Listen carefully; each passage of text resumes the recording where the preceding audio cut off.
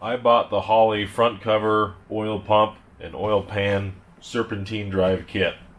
And I figured, hey, you might as well watch me stumble through it, so check it out. First thing they have you do in the instructions is put an O-ring on this, put the turner plate on, and bolt it to the block and head. Tighten it. Next thing is to put your oil pump drive adapter on. They said smooth ring faces out, so like a this. Oh, wait for it. Like that. Next thing they said to do was remove this factory bolt, and I had to pop this out with like a screwdriver and this bushing and replace it with their bushing in a countersink style flush top screw. So we'll put that in there and tighten her up. Well, there was no torque spec in the manual, it just says tighten. So I'm going to go to what I'm used to, about 89 inch-pounds, and I'm going to give a little more. That's snug. It's a 4mm hex, by the way. The next words are install pump onto drive gear. But if I learned anything from doing LS stuff with georotor pumps, is that if you don't do something to wet the old whistle in here, priming it can be a nightmare. So I'm going to put a little, basically my homemade cocktail of assembly lube to make enough of a seal on these gears so when it does start cranking over, it has enough seal to suck oil into it and prime it up. So I'm going to do that first. Alright, I poured some goop in my holes and I turned it, and I've actually got oil kind of working its way through the gear, so I know it's going to seal up and prime up pretty well. They say install the pump like so. Now I got to see if I can get these teeth to line up.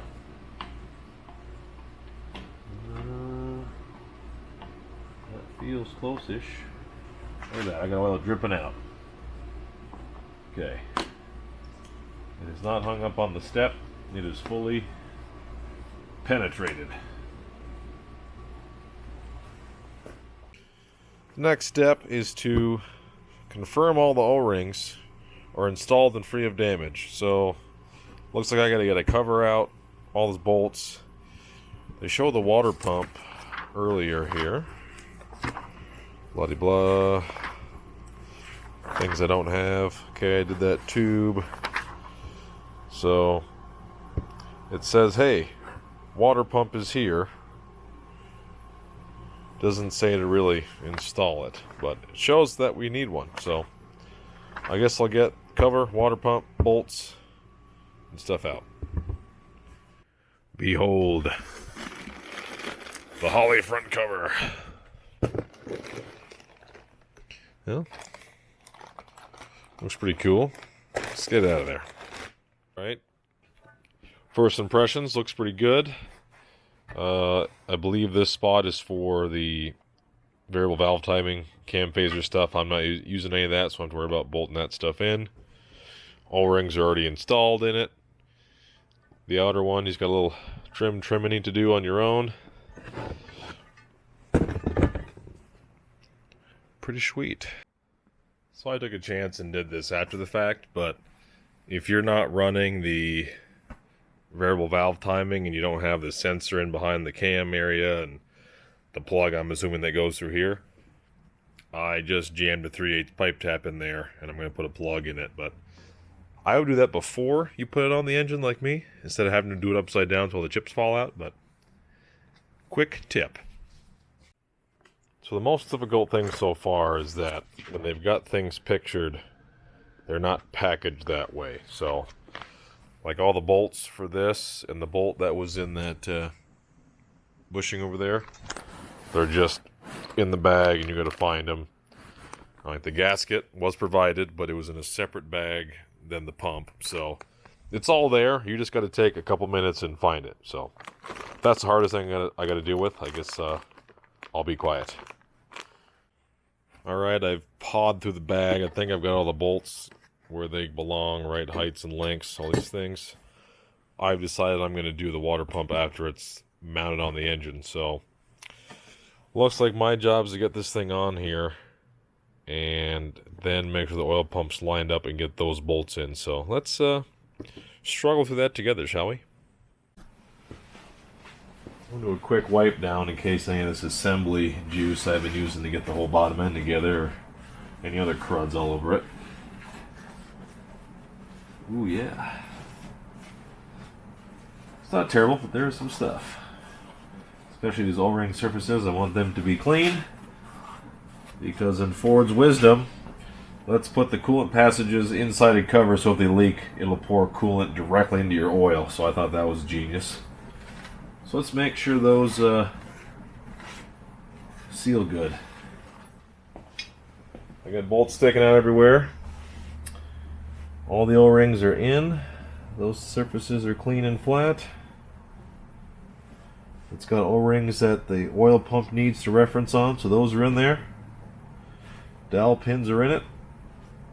I don't think I can mess this up, but let's give it a shot. I'm typically a blue Loctite guy, but I guess I'm going to get a couple of these on here and then worry about if I'm going to be able to sleep at night using Loctite or not. So, oh man.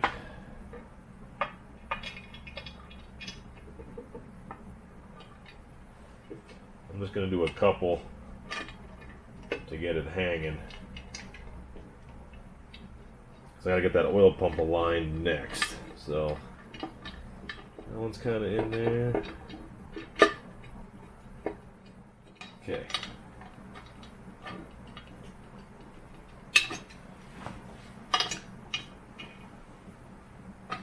The dowel pins are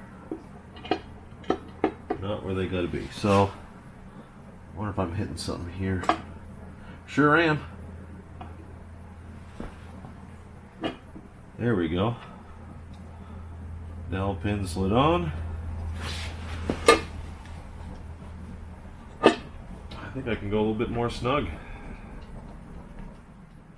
Okay, so the cover's got a couple bolts hand snugged, and the pump is not pinched, so I'm going to get some bolts to go in here and get it bolted the way they said to. Alright, well, just reconsulted the directions. It shows you tightening the whole front cover and torquing it, then putting these in, but it still says don't torque these until we get the front seal stuff figured out. So I'm going to do what they say. I'm going to get these in here. I'm not going to torque them, but I am going to work on the whole front cover.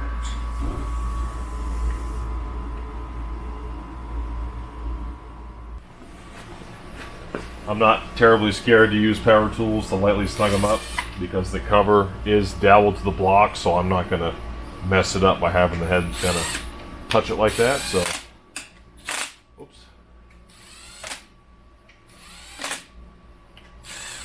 That was fun.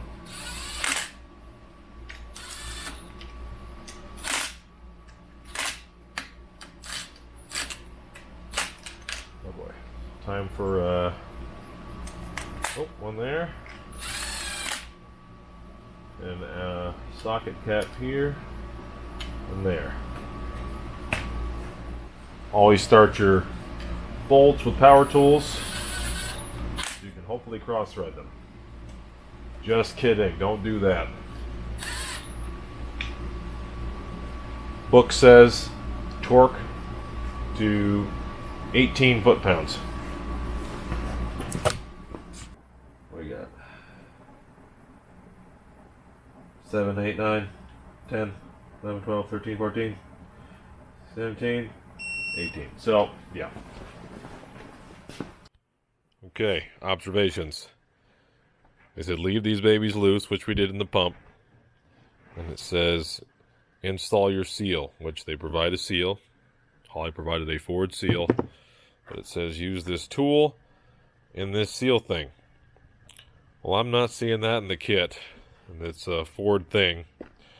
But what I do have is an LS tool. And if you look here, look at the actual bore. There is no shoulder. There's nothing to physically stop the seal from going too far. So I'd assume the Ford tool hits the face of this and stops. Well, here's your LS tool. It's a little bit larger than the crank, but guess what? It's going to hit that flat perfectly, and I'm going to use it to drive this seal home, I do believe.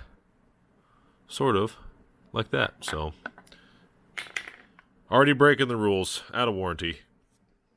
If you look through your parts long enough, you'll see that they do include this seal tool, but I'm still going to take this bad boy and just hammer it in flush, because I don't have the rest of the threaded deal to make this work properly, and I'd rather not hammer on this piece. Well, we got a Ford seal. There's no mention of putting any kind of products on the seal itself. I got this LS tool, which it's not recommended at all, but we're going to see if I can jam up the only seal they provided so that I'm screwed the rest of the weekend. Sound good, gang?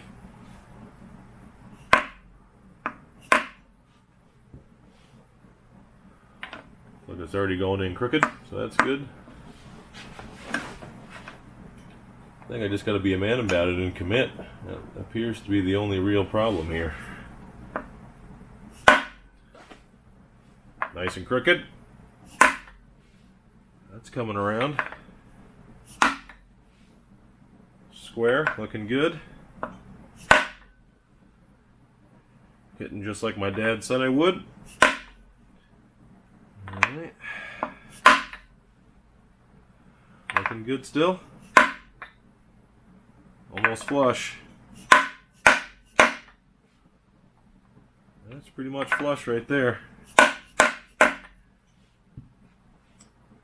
that doesn't work, I'll be very surprised. Well, I may have gotten away with not having the install tool to put that seal in, but I'm not going to get away with it putting the damper on. So I went to the old damper kit and found an adapter that I absolutely never use. That's pretty close to the same thread size. Cut an old bolt, welded it to the adapter I never use. So now I can put this thing into this thing to hopefully install the damper. So in theory, homemade tool threads in here. Something like this. My engine was in a wreck, so I have a new OEM damper. So in theory, OEM damper goes on. This thing threads onto that thing. Kinda. Okay. So it kind of looks like that. I'm going to see if I can get something in there to actually turn that and install this thing. This is very not recommended, but my 1/16 wrench goes in there just enough to start spinning this thing on here.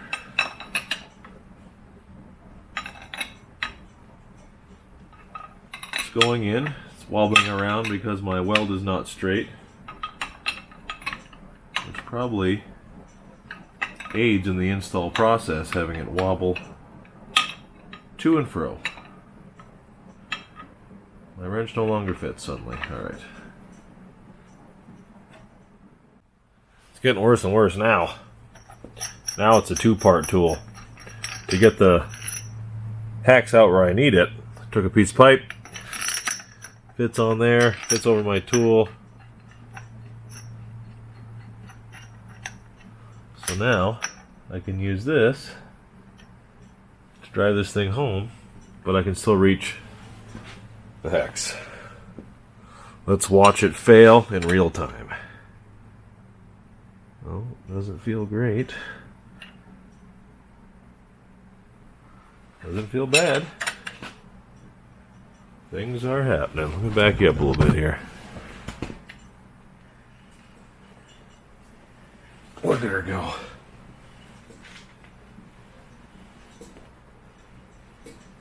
It said you'll notice a firm stop when it hits the oil pump adapter. Oh, well. I have to hold the flywheel to get a real firm stop, but that's pretty firm. Oh, that's pretty much installed there. That's a firm stop. Ain't got enough hands.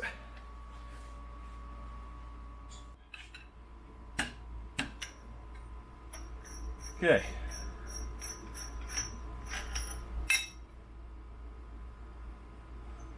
Didn't even break my tool. So I'd say the damper's installed. I'm not going to torque the actual bolt until I've got a flex plate attached that I can hang on to, but I would say it's seated based on what I felt in the installer, so I can torque up these oil pump bolts that are kind of tucked behind it. So Holley's got a pretty elaborate sequence to torquing these oil pump bolts here. But long story short is you kind of set them in by hand, spin the motor over. Then the next step is to kind of tighten them until you feel them hit the metal, like it compresses the O-ring a little bit on the cover. Spin it again, and then go to torquing them. And their problem for getting around the clearance issue is basically just use a crow's foot on the torque wrench. So torque spec is 18 foot-pounds. I carefully torqued all these bolts to 18 foot-pounds by snugging them up by hand, rotating it once, snug it a little more, rotate it again. I snugged them up one more time, rotate it again, and then I torqued them to 18 pounds. So I did all that just like this said to in the book. It's good to go. Now that that's on, I'm going to jump back to this water pump and get that on there. Holley provides you with this beautiful, genuine GM water pump gasket for your Ford Godzilla. Ta-da! Okay, that means that's this bolt over here. Oh gosh. Side note, put the gasket on the water pump first. It will help.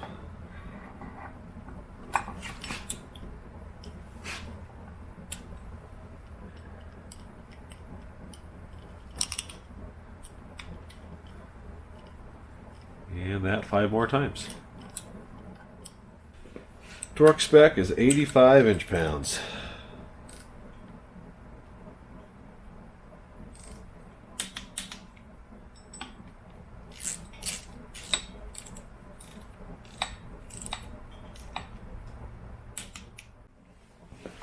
I'm also going to use this opportunity to slip this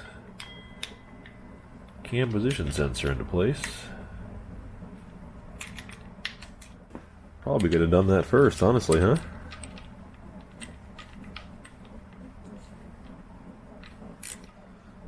And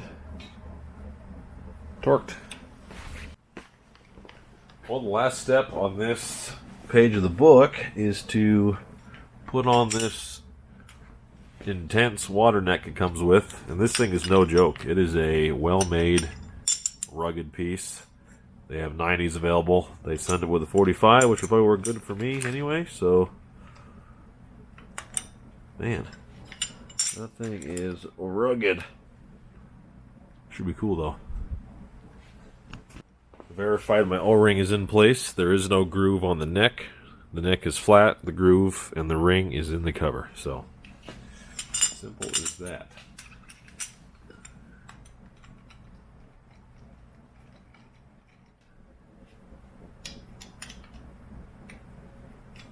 Nice. And after you get this water neck on, you can thread in the one that they provide for the heater core outlet right there.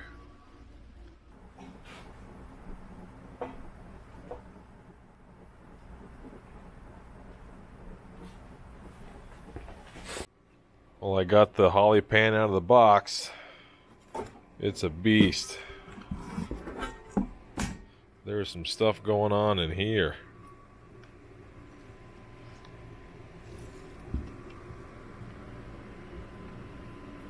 This reminds me a lot of a, well,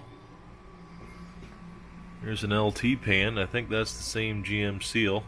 And it's a very similar design where it looks like the pickup tube goes into the pan there and goes into the sump. So, taking some notes from GM, stuff that actually works, applying it to the old Ford.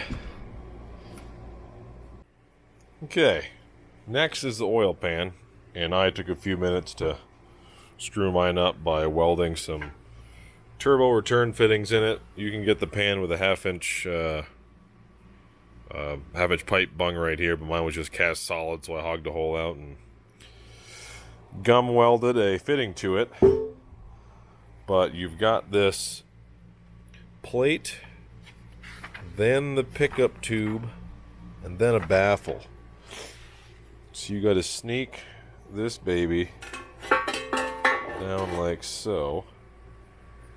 You got to put a gasket on the end of your pickup tube, sneak that into the basement there, gasket this end, bolt your ear on down there, and your bolts here. And then this plate, this windage tray thing, goes in on top of all that goodness. So a lot going on there. And then you got O-rings that go here and here and here. And I also took the oil cooler bypass thing they provide you that goes on the side, kind of like an LS but bigger, and I drilled mine out to do like a turbo oil supply right out of the pressure. So a couple things I changed, but pretty intense system. That should work pretty good. Let's try to get this thing together.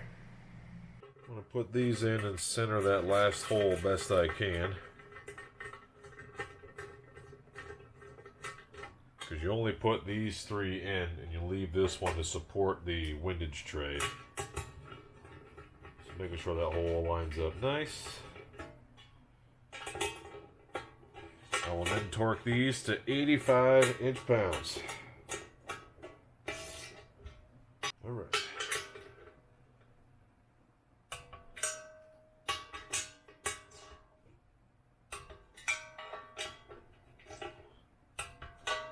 Okay, now we're going to take this pickup tube, make sure we got our gasket on here, and our short M6 by 12 bolts it down to the sump of the pan. So put this here.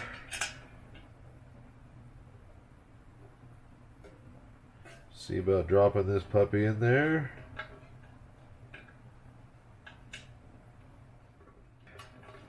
I'm going to leave that loose so I can get these two 16mm long M6 bolts started in the pickup tube flange here.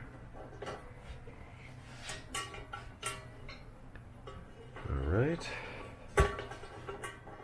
85 inch-pounds on the flange side.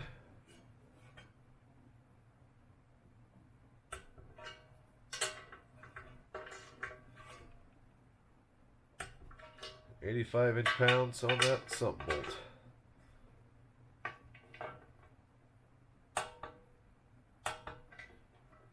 Beautiful. Now we got to get this whole windage tray assembly fitted in here. So it must go around that gasket surface like so.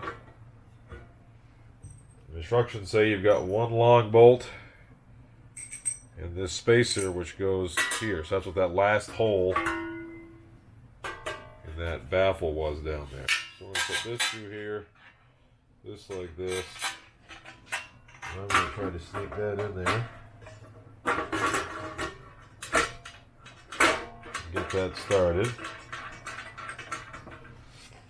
And these are more of those M6 by 12 long flange head bolts right there. Don't mind my pile of hardware I dumped out. I think we're good.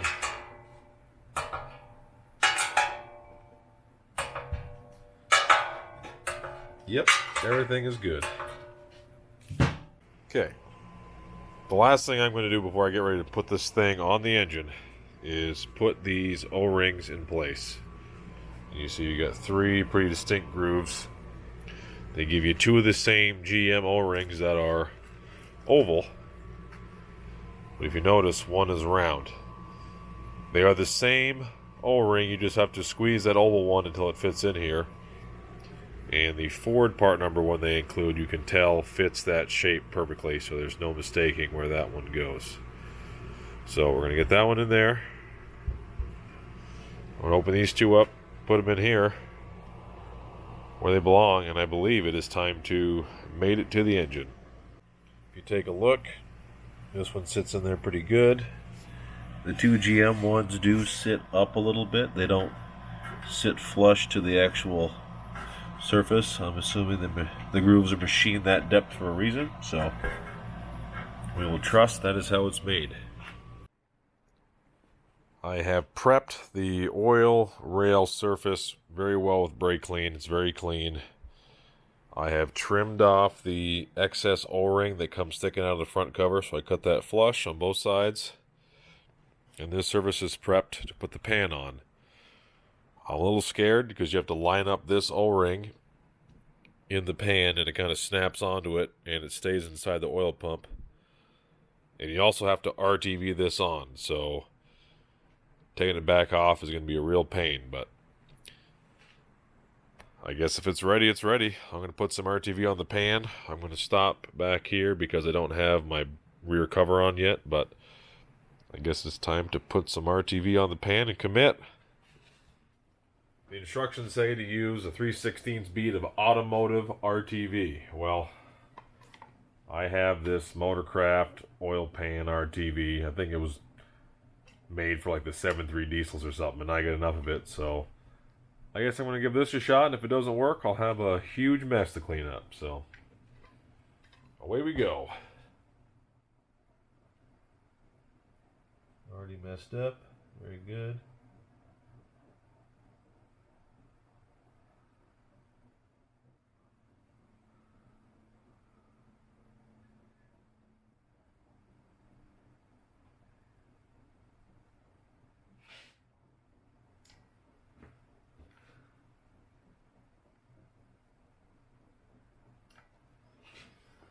Oh God.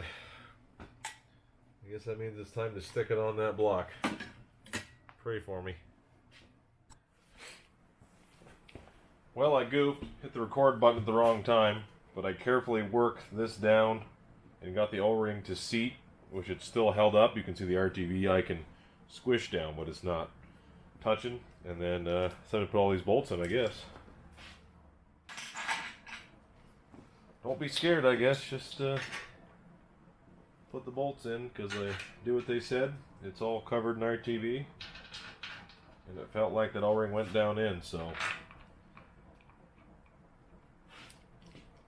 I believe this is the final countdown. What I'm going to do here is tighten the few, or hand snug the few around that oil pump pickup tube connection. Just make sure everything kind of feels like it's going in by hand. I don't have to like crank on the ratchet to get the pan to seat down. And look at that, just the twist of the wrist. It's compressing the RTV where that two-piece standpipe thing was, so I don't think I screwed that up. Instructions say center out torque pattern and torque to 18 foot-pounds. Got all the bolts torqued. I must not have gone too crazy with the RTV because I got just a little squish out on it, which I think looks pretty good. My last steps are going to be screwing in the stud for the filter and putting on my modified oil cooler bypass, which goes right there with the provided socket cap screws.